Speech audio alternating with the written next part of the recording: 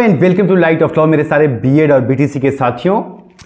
लगातार आप लोग देख रहे हैं कि अनुबल सुप्रीम कोर्ट से लेकर तमाम राज्यों में ऐसे मामले चल रहे हैं और इसमें एक बड़ी बात आई है। जैसा कि मैं आप लोगों को हमेशा कहता रहता हूं कि जब न्याय की परिदृष्टि से कोई चीज़ को देखा जाता है तो उसमें बहुत सारी चीज़ों का आकलन करना पड़ता है और इसी मामले में बीएड को लेकर के स्टे की मांग की गई थी, प्रक्रिया से बाहर करने की बात की गई थी या फिर डीएलएड को मेरिट में वरीयता देने की बात की गई थी। इन सारे मामलों को ऑनरेबल कोर्ट के चीफ जस्टिस ने रिजेक्ट कर दिया है, नॉट एक्सेप्टेड कर दिया है। और ये एक बहुत बड़ी बात है क्योंकि देखिए आपको पता है कि राजस्थान हाई कोर्ट हो या फिर दिल्ली हाई कोर्ट हो, बहुत सारे राज्यों के हाई कोर्ट्स ने बीएड को बाहर किया है। 2-3 राज्यों के अगर आप देखें तो हिमाचल प्रदेश के उच्च न्यायालय ने हाई कोर्ट ने बाहर कर दिया है ना। तो इस ग्राउंड को रखते हुए एक और राज्य की बात थी, लेकिन वहां और वो भी कोई सामान्य बेंच नहीं थी, चीफ जस्टिस की बेंच थी और चीफ जस्टिस ने उसे मना कर दिया। तो पूरा मामला आपको समझाएं और आपके अंदर कानून की सोशल अवेयरनेस बढ़ाएं और आपको समझ में आए कि ये मामला पूरा क्या है। इससे पहले आप सबसे एक निवेदन है कि आप सब्सक्राइब करके समर्थन जरूर दीजिएगा। आपका समर्थन हमेशा अपेक्षित रहता है और मुझे मोटिवेशन मिलता है, तो प्लीज सब्सक्राइब जरूर कीजिएगा। तथ्यों पे बात करेंगे। देखिए मामला यह था कि मध्य प्रदेश के वर्ग 3 में शिक्षकों की नियुक्ति को लेकर के डीएलएड के साथ ही honourable Madhya Pradesh high court में दोबारा अपील करने गए थे, जिसमें कि उन्होंने कुछ ग्राउंड्स रखे थे।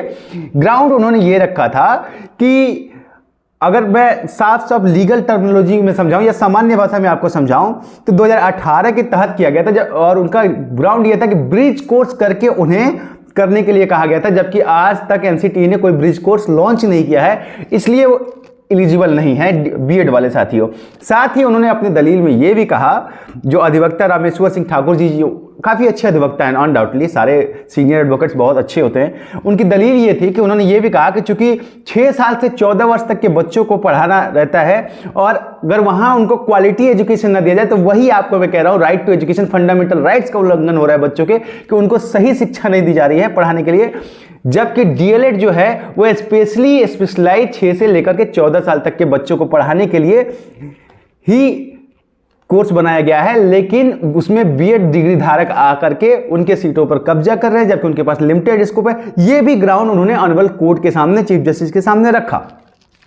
साथ ही ये भी कि भाई डीएलएड का हक मारा जा रहा है और साथ ही ये भी कहा कि राजस्थान हाई कोर्ट हो या फिर हिमाचल प्रदेश हाई कोर्ट हो, उन्होंने जो है बीएड को बाहर कर दिया है और एनसीटी ने जो है अभी तक ब्रिज कोर्स लॉन्च नहीं किया है। इसलिए हमारी मांग यह है ऑनरेबल कोर्ट से कि बीएड को बाहर का रास्ता दिखाया जाए और डीएलएड को ही सिर्फ शामिल किया जाए, और नहीं भी तो डीएलएड को वरीयता दी जाए और बीएड पे फिलहाल रोक लगा दी जाए वर्ग 3 के अंदर उनको जाने से। ये पूरा आर्गुमेंट रखा था ऑनरेबल कोर्ट में बीएड के लिए और डीएलएड के बीच में मध्य प्रदेश हाई कोर्ट के वर्ग 3 की बात कर रहा हूं। अब मैं आपको जो बातें समझाता हूं अब आपको कनेक्ट कर पा रहे होंगे। देखिए मैंने जो आपको चीजें कही है ना कि बहुत सारी चीजें कंसीडर करनी पड़ती हैं। आप सिर्फ एक फैक्टर पे एक पक्ष में ही जाके जजमेंट नहीं दे सकते हैं, दूसरे पक्ष को भी समझना पड़ता है। अब यहां एक चीज समझिए, अच्छा सब्सक्राइब जरूर कीजिएगा साथियों, आपका समर्थन चाहिए मुझे। देखिए एक चीज आप समझिए कि ऑनरेबल सुप्रीम कोर्ट में भी यही मेरिट पे डिस्कशन चल रहा, पूरा का पूरा ऑनरेबल सुप्रीम कोर्ट का ही ये राइट टू एजुकेशन का जो 6 से 14 साल के बच्चों के मौलिक अधिकार है, सेक्शन 21(3), 21(1) के तहत या फिर 23 के तहत जो मामले उठाए गए हैं, टोटली उसी ग्राउंड पर ऑनरेबल हाई कोर्ट ने, मध्य प्रदेश हाई कोर्ट ने फैसला स्टे देने से इनकार कर दिया, मना कर दिया, प्रक्रिया पे किसी भी तरह का हस्तक्षेप करने से मना कर दिया। उन्होंने बस ये कह दिया कि मामले की सुनवाई पूरी की जाएगी और जब सुनवाई पूरी हो जाएगी तो हमारा जो फैसला आएगा वो मानना होगा राज्य सरकार को, और ये किसी भी फैसले में ऑनरेबल कोर्ट जो है वो कर देती है। तो मध्य प्रदेश में वर्ग 3 को लेकर के, वर्ग 3 को लेकर के जो बीएड के साथी या बीटीसी या डीएलएड के साथी आपस में कॉन्ट्रडिक्ट कर रहे हैं और मिस इन्फॉर्मेशन एक दूसरे के पास जा रहा है। कोई बीएड के लिए कह रहा होगा कि बीएड को स्वीकार कर लिया, कोई डीएलएड के, देखिए ऐसा कुछ नहीं हुआ है। देखिए डीएलएड के साथियों या बीएड के साथियों दोनों को मैं ये बताऊं, ऑनरेबल कोर्ट ने इसको इसलिए रोक दिया, स्टे देने से मना कर दिया, क्योंकि सेम इसी ग्राउंड पर ऑनरेबल सुप्रीम कोर्ट ने फैसला सुरक्षित रख लिया है और अब उसका फैसला आना कुछ ही दिनों का का मेहमान है। शुक्रवार तक सारे सबमिशन फाइल करने, उसके बाद किसी भी दिन आपकी जो है सुनवाई हो जाएगी। लेकिन आप इस चीज से एक फैक्टर निकाल सकते हैं कि अगर ऑनरेबल चीफ जस्टिस को मध्य प्रदेश में यह लगता कि ग्राउंड्स के ऊपर हमें तुरंत रोक लगा देनी चाहिए, तो कहीं ना कहीं वो बीएड को रोक देते। तो न्याय के परिदृष्टि से बहुत सारे और आर्गुमेंट हैं, जैसे कि एक तो एनसीटी की गाइडलाइन जो बीच बीच में बार बार आएगी। आप समझ लीजिए कि एनसीटी ने ही वो गाइडलाइन दी है और इसकी वजह से ये चीजें हुई हैं, तो ये एक बड़ी फैक्टर है जिसको मैं बार बार आपको कहता हूं। साथ ही राज्य सरकार की अनुशंसा, तो एमपी सरकार जो है उसने बीएड को लेने का स्वीकार किया है और वो ले रही थी, तो इसलिए राज्य सरकार उसके पक्ष में है।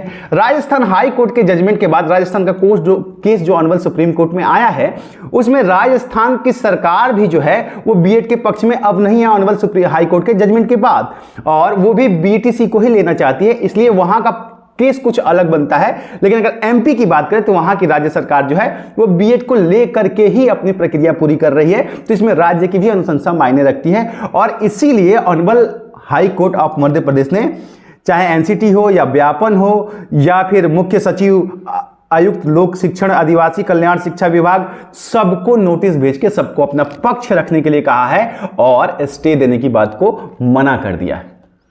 तो यहां से आप इस मामले को लिंक कर सकते हैं कि honourable Madhya Pradesh high court ने जो है इस मामले में स्टे देने से मना किया। इसके पीछे एक बड़ा ग्राउंड ये भी है कि ऑनरेबल सुप्रीम कोर्ट में मामला अब फैसले पे है और जब उसका फैसला आ जाएगा उसके बाद ही इसमें जो है ऑनरेबल हाई कोर्ट अपना फैसला देगी।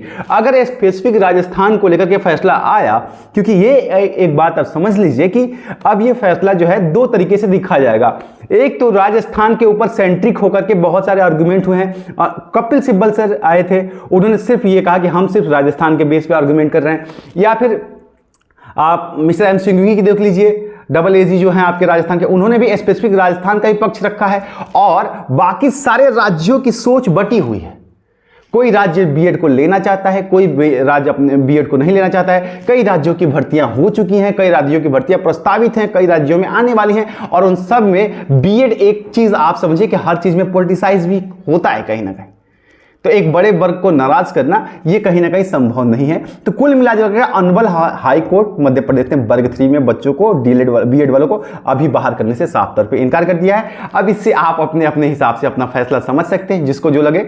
इसमें फैसला नहीं देने का या स्टे नहीं देने का एक मुख्य कारण यह भी था कि ऑनरेबल सुप्रीम कोर्ट में मामला विचाराधीन है। बाकी देखिए, हम आप लोगों के लिए इंतजार कर रहे हैं कि केंद्र जो है, केंद्र को जब उन्होंने कहा है सबमिशन फाइल करने के लिए ऑनरेबल सुप्रीम कोर्ट ने, अगर केंद्र सबमिशन फाइल करता है उसका इंतजार कर रहे हैं। जिस दिन केंद्र जो है सबमिशन फाइल करेगा, मैं आकर के आप लोगों को बताऊंगा कि अब क्या होने वाला, क्योंकि वो एक बहुत बड़ा की फैक्टर है। मैं बार बार बोल रहा हूं, क्योंकि सुप्रीम कोर्ट की अनुशंसा, अगर सुप्रीम कोर्ट को लगता है कि केंद्र की राय नहीं लेनी है, तो वो केंद्र को डायरेक्शन नहीं देता कि आप जो है अपने सबमिशन फाइल कीजिए। और अगर केंद्र सबमिशन फाइल करता है, उसमें क्या होता है, वो बीएड के पक्ष में देता है या एनसीटी के पक्ष में देता है, क्योंकि एनसीटी केंद्र के कहने पर ही उसने कार्य किया है।